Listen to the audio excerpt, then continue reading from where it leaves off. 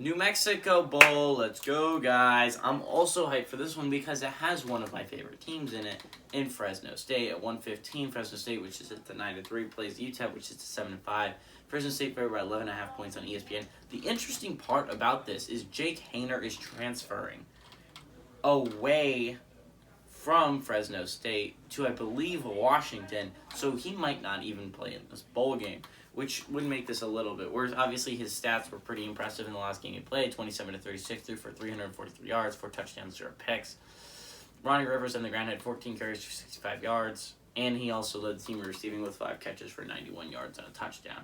So, obviously, losing Jake Haener is a huge deal because Jake Haener is the guy that almost led them to an upset victory over Oregon this year, and did actually lead them to an upset victory over UCLA this year in a very, very gutty performance where he was hurt. You could tell he was hurt. He had a bad hip injury. After every throw, he would basically be screaming.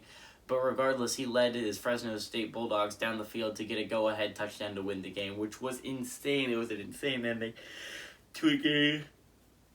One of my favorite games of the entire year. I know there's an argument to be made that Oklahoma-Texas is one of the best games of the year. I don't know. And Oklahoma State Baylor definitely also has for the Big 12 championship, also has an argument to be made there that was one of the best games of the entire year. Oklahoma State came about an inch short.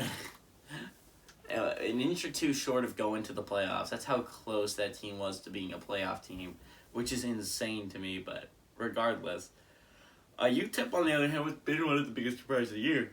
Remember, this is a UTEP team that has been so bad in the past. You're talking about New Mexico State level of bad. They're talking about winning 1 or 2 games a year. 3 games in a year is a successful season for UTEP. This year they won 7. They went 7-5 in Conference USA play, and not on the easiest side either. The side with UTSA and the side with UAB. I mean, they played some tough football to get to 7-5. Gavin Hardison, their quarterback, went 21-34, threw for 204 yards, a touchdown and a pick. Deion Hankins went 16 carries for 68 yards and a touchdown. Jacob Cowing had 5 catches for 63 yards and a touchdown. Fresno State leads the series all time, 8-3, I think I should mention. Last game did go to UTEP, and they have won 2 out of the last 3. So, UTEP has been dominating the series lately. But again, this is a bowl game. They're not in similar conferences, so these matchups don't happen very often. So I don't know how much, these things matter. Obviously, the huge win streak against Ohio State was going to get in Michigan's head, even though they won. Things like that I think do actually matter, especially if their rivals are playing every year, or especially if they play every couple of years. But I don't think it matters all that much in this instance, but I do think it's an interesting statistic.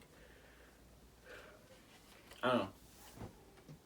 I really think this game has a possibility of being pretty good. UTEP's a very good team, and you're talking about taking away the starting quarterback, really the heart and soul of this football team in Jake Haener, and not having him play in the bowl game. That could tip the scales a little bit closer to UTEP.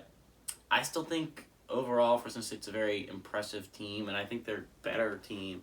But I do think if Jake Haener doesn't play in this game, UTEP is going to keep it unreasonably close and cover that 11.5 point spread.